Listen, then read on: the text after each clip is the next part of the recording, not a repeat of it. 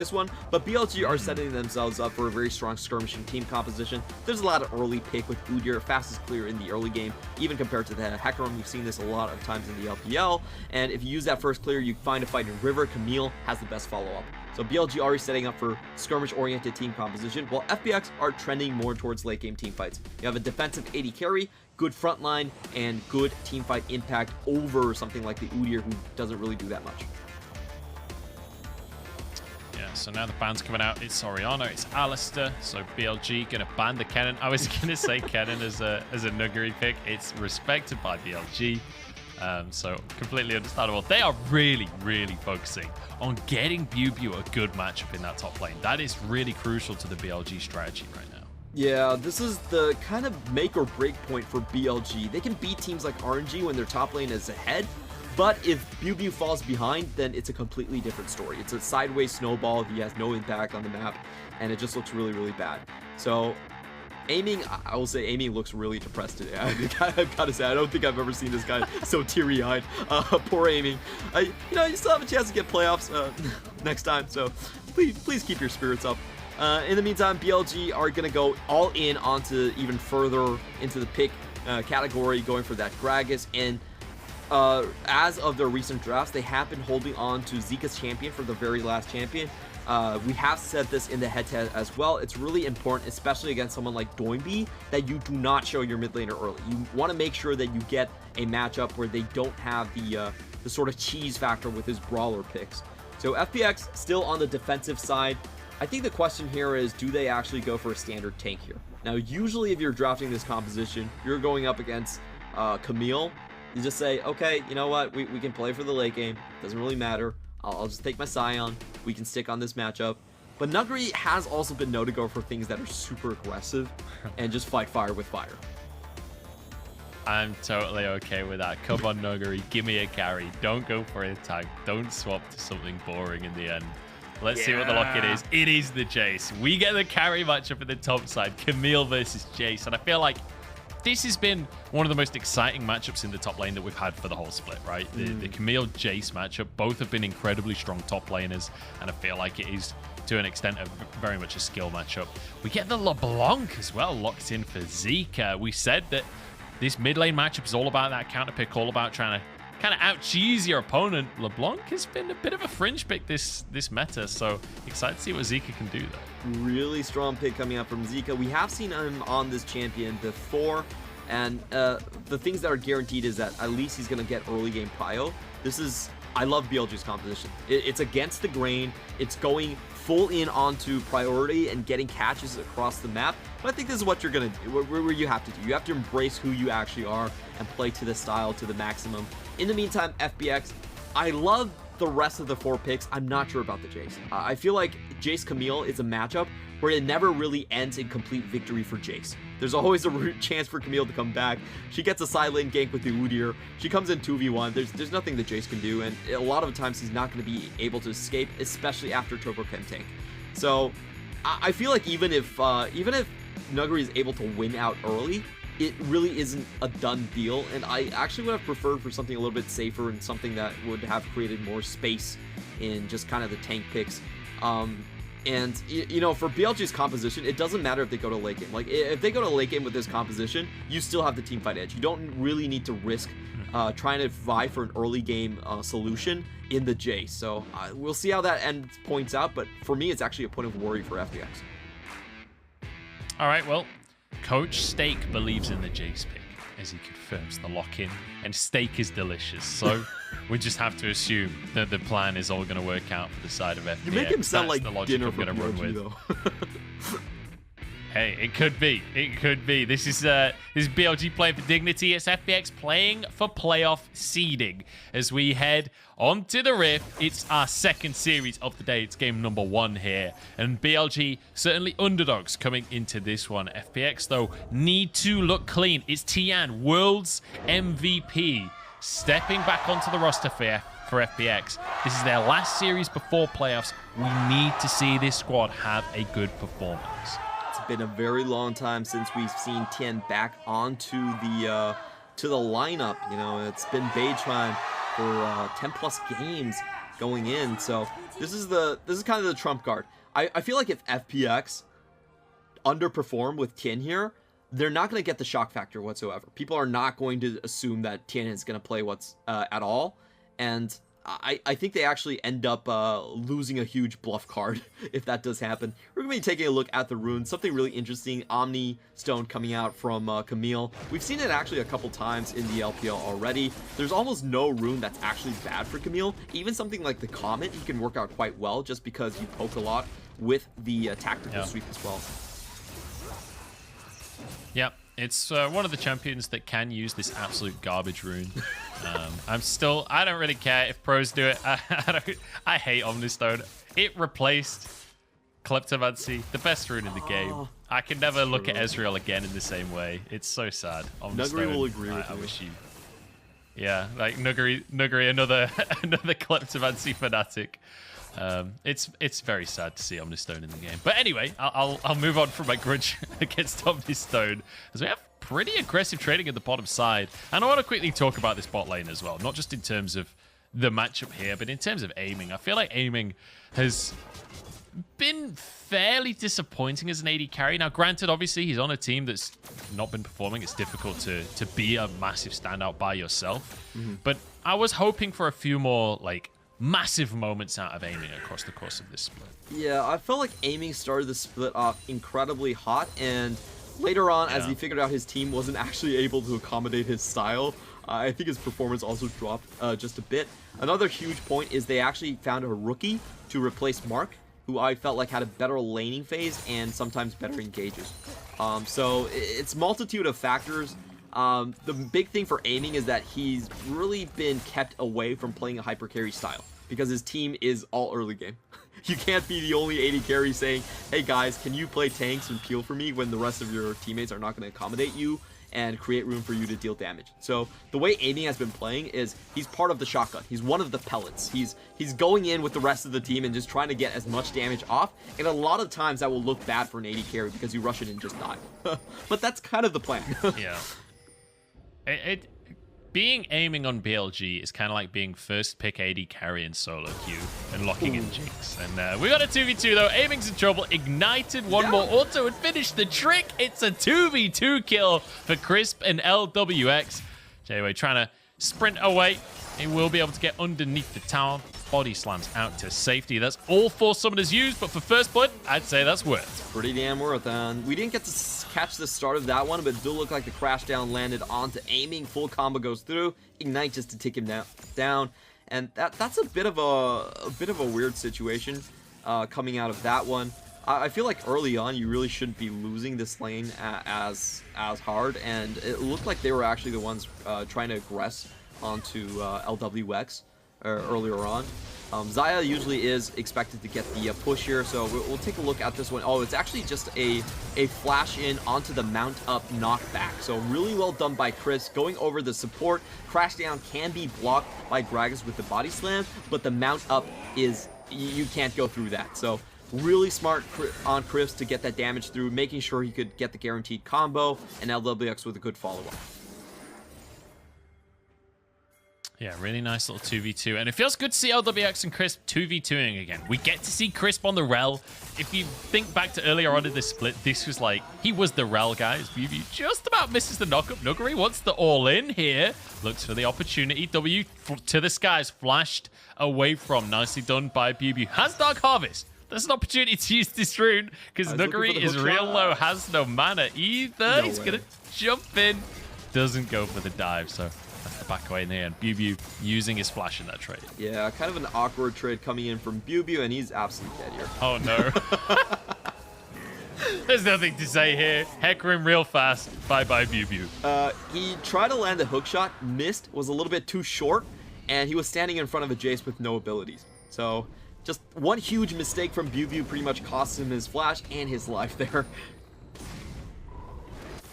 Yeah, a little unfortunate for BiuBiu there, and Nuguri now has a massive advantage in that top side. You can see he's got the straight thick, has a almost 15 CS gold lead for himself that he can continue to build, and as you rightly said before, Jayce can find advantages in the early stages of the laning phase. It's later on in the game that we have to wonder whether or not this Jayce pick can work out for FPX. So far, so good for FPX. 1,500 gold lead as Zeka has to zip out in the mid lane. Is Doinb actually using his ult there, I think, just to push the wave? Yeah, it's been a while since he's backed, and, you know, just trying to put more pressure and alleviate pressure in the meantime from top lane and Nuguri. I think it's really good to see Tian also show up on the scene, and just to make sure that lane is pushed, they can continue to bully out the corner. Yeah, they're looking to dive. Nuguri goes in and ultis galore. Nuguri happy to just sit and hammer away at the tower now. And BiuBiu, no flash, no life. He is kind of doomed in the top lane now, because look at the difference in CS. Look at the absolute canyon of a top gap that's going on between our top laners. Another wave crashes, and it's a 25 CS lead. This is a rough situation for BiuBiu. Yeah, it's really hard to see him actually coming back from this one at this point. You know, I was talking some smack about going for the Jayce pick, but it looks like FPX, they know that they want one single lane to play around. They're going to constantly gain for that one, and they're getting very good effect. We have seen BiuBiu in the last couple of matches. When he falls down on these champions, he really does not come back. So I'm glad that FPX, you know, recognized sort of the win condition on the board here, all in onto the pick. And it's going to be for BLG to actually try and claw this one. If you have this Camille that can't really act as an engage, it's going to be much harder to play this pick composition. The only other person that can really get it going would then be Jwei. And Jwei is kind of the rookie on the team, so he doesn't really engage as frequently as some of the more veteran players. Do you have the Hex Flash from Crisp? Doesn't commit to it. Yeah, we'll see. Jwei certainly the newest guy on the squad. Oh, BiuBiu, you're in so much trouble, mate. Nuguri is just bullying now on the top side. That Dark Harvest will not save you. The Shock Blast dodged away from one more auto. BiuBiu survives, but Nuguri flashes to finish the kill. Nuguri is having his way with BiuBiu on the top side. I will say, BiuBiu did a pretty good job dodging out on 2 abilities, but he couldn't contend against Nuguri with the flash. He gets another huge win here. And it looks like Meteor has kind of just left that lane for dead. He's like, oh, buddy, I'm telling you, but there's nothing I can do. I'm sorry about it. He's been abandoned. BiuBiu, and here's the thing. BiuBiu is one of those players that I remember last year him being likened a little bit to like Diet the Shy, right? Where he's not quite as volatile as a player like the Shy, but he's very much one of these players that when he's getting ahead, he will really take over a game.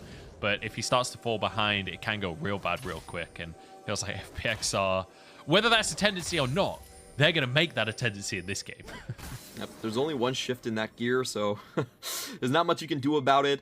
I wonder what Meteor is going to try and play around at this point. They have a lot of picks that you really need to snowball to get going. Overall, BLG do not have the scaling advantage. This is a competition that I feel like falls incredibly far behind. LeBlanc needs to get farm. This Camille needs to get a little bit further ahead. So Meteor's job is incredibly difficult here, and I feel like he's walking into trap, which he doesn't really want to take. No. Yeah, Meteor walking into this 2v2, but I'm not sure this is a winnable 2v2 for them. Tian getting ulted by BiuBiu, who just gets munched down by the damage from Nuguri. Here we go, Zeka. Another challenger approaches, but Meteor's going to get feared, flashes out to safety for himself. Zeka getting chased out by Tian, who's out of mana, so they will get away with it, but Doinb goes over the wall with the Chaos Storm. There's just nothing BLG can do. They are getting annihilated.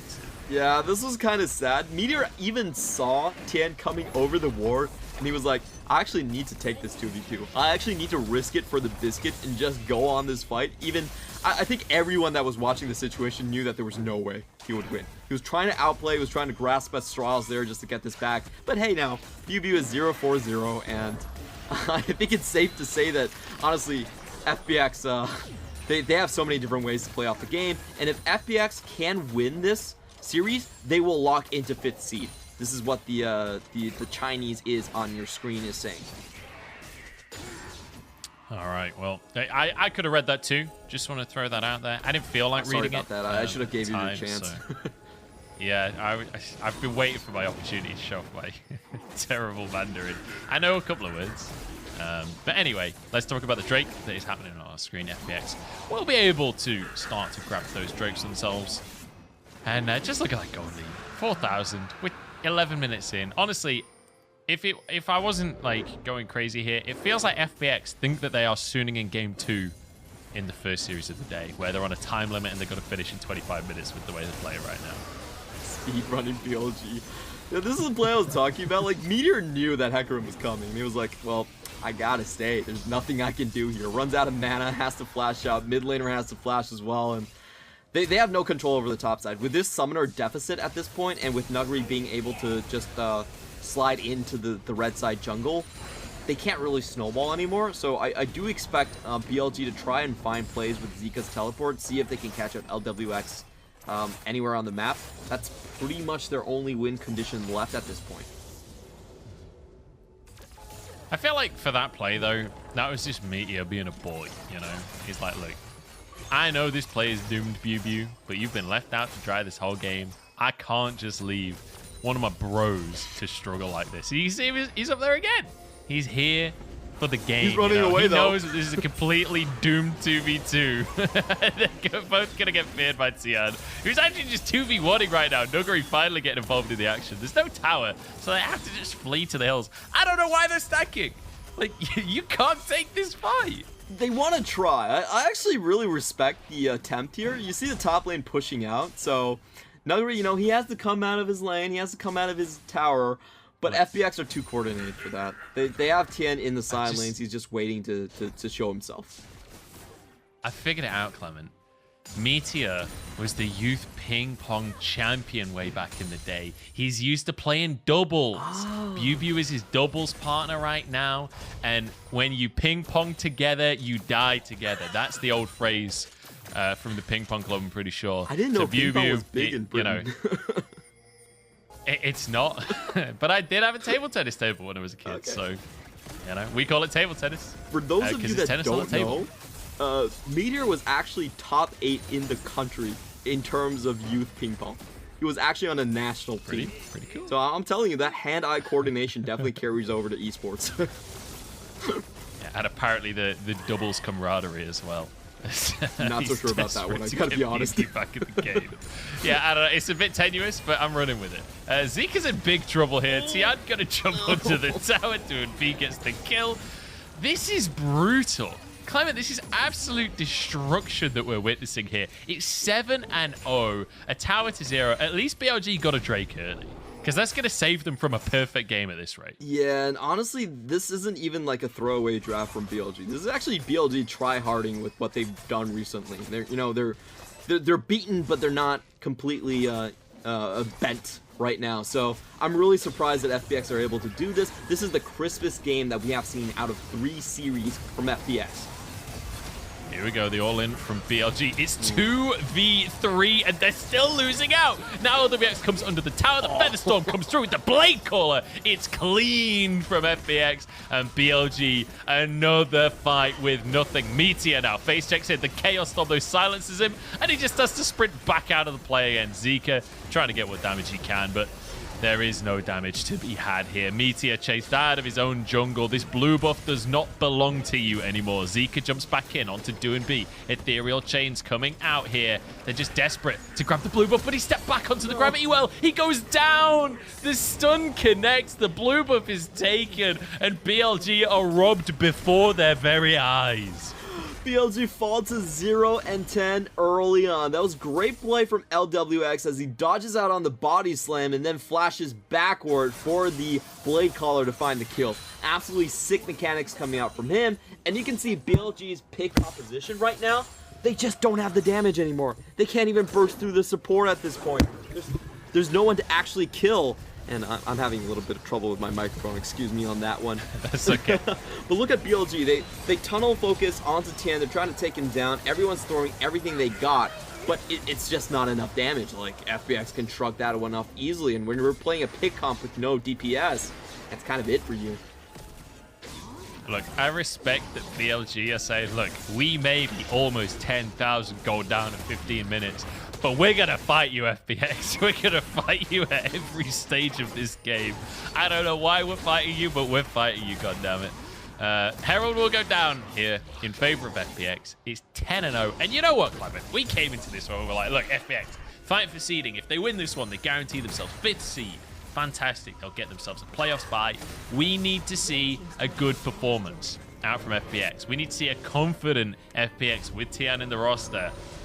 This is about as confident as we could have possibly hoped for. This is like the best performance we've had from FPX since Bo left the roster. Yeah, this is kind of crazy. I definitely didn't expect this much of a difference with Kin, and this kind of leads me to believe that once Bo left, they definitely were screwing with Kin. You don't get this sort of a result as soon as it happens if you weren't just you weren't getting Tian back into the roster as soon as possible. So these are really good things to look at, really good signs for FPX, and I really prefer them playing with this early aggressive style, being able to shadow everyone with their jungler and having their jungler just not care about farm or the late game. This is much more of the FPX that we're used to, and this is the FPX that they were more successful with.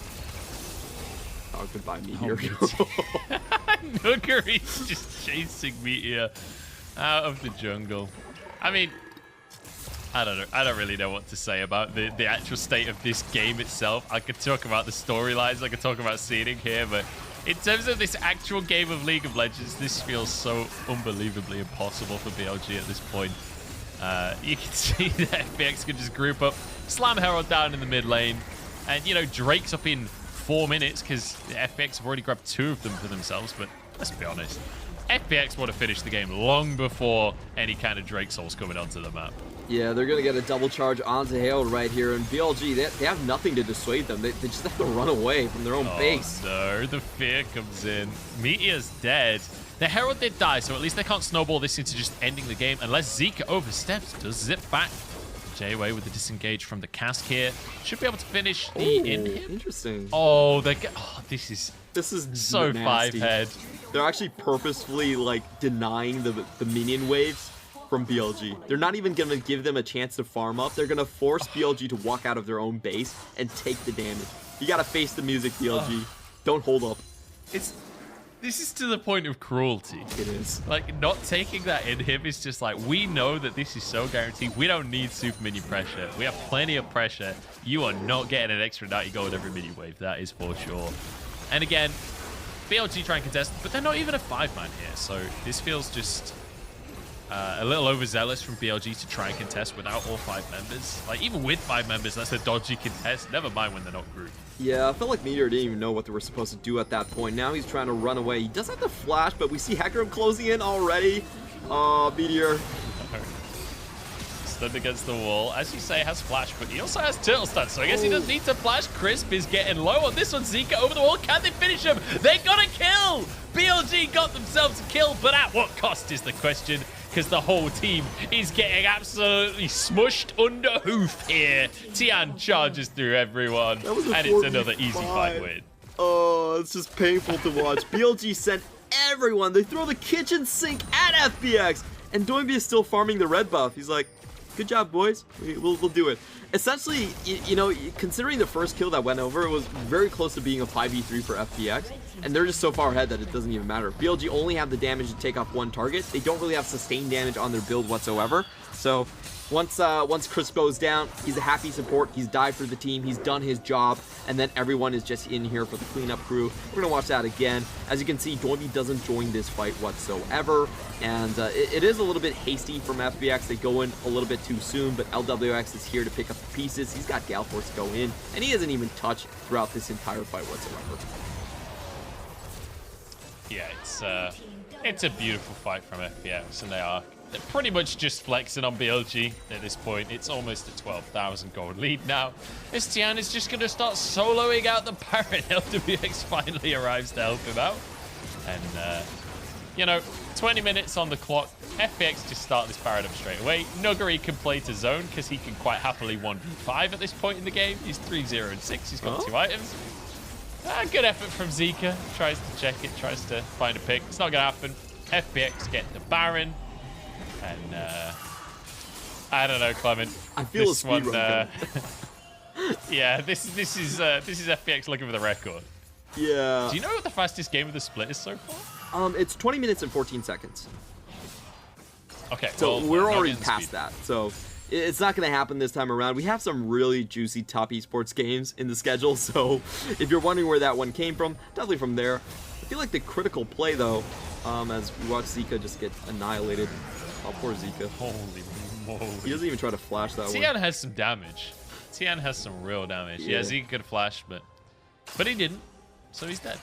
And that's how League of Legends works, ladies and gentlemen. Lwx now up to the top side. They've got Baron, so it's about time those inhibs fall. They left it up earlier to deny gold. Now we're talking about trying to finish the game out. So Lwx can step up. You've got pressure in the mid lane at the same time as that first inhib is likely to fall. Tian can threaten the all-in here. Onslaught of Shadows, I believe, is available. I can't see because there's a graphic on the left of the screen right now. But that will be the mid lane inhib falling. Should expect the top one to go down on the next minion wave as well.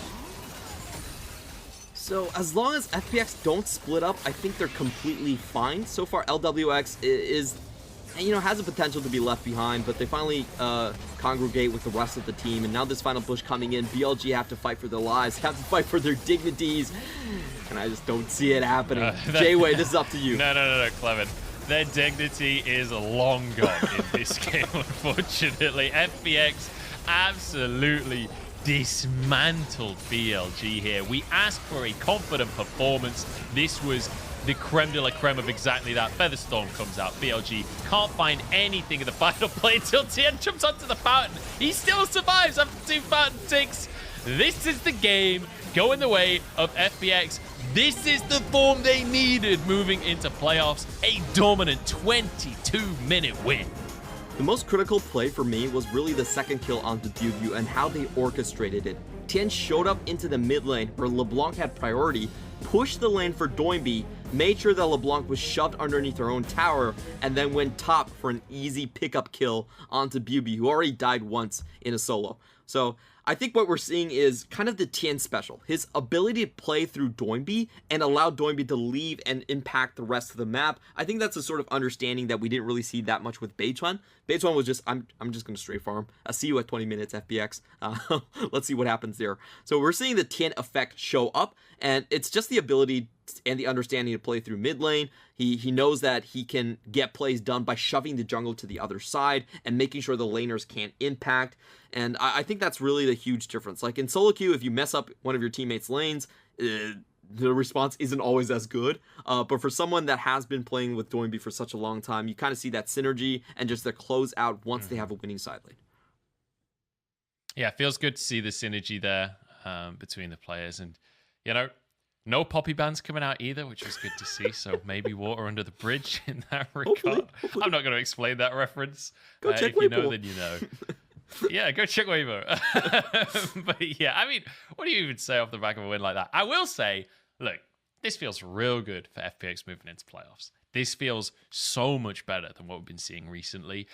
That felt like a game with Bo, which is a weird sentence to say, but that was the kind of FPX mojo that we were seeing every single game when Bo was in the roster. It feels good to see that kind of proactivity and just pure domination out of FPX again. It feels refreshing to get a performance like this. It's also really good to see Nuguri on a rebound. We always knew that this player sometimes could fall asleep, but when he wakes up, it's truly terrifying. I didn't really expect it off the game where he was pretty much murdered by Longxing.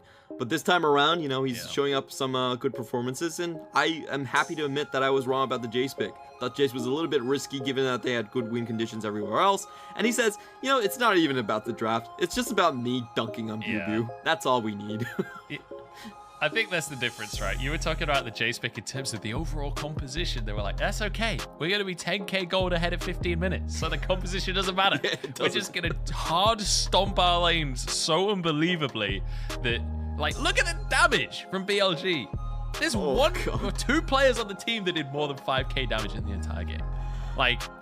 They just don't get to do anything. That is so one-sided. That is maybe the most one-sided game I've seen in the last few weeks, honestly. Yeah, if you look at the damage graph, Nuguri actually out-damaged four members combined coming out from the other side of BLG.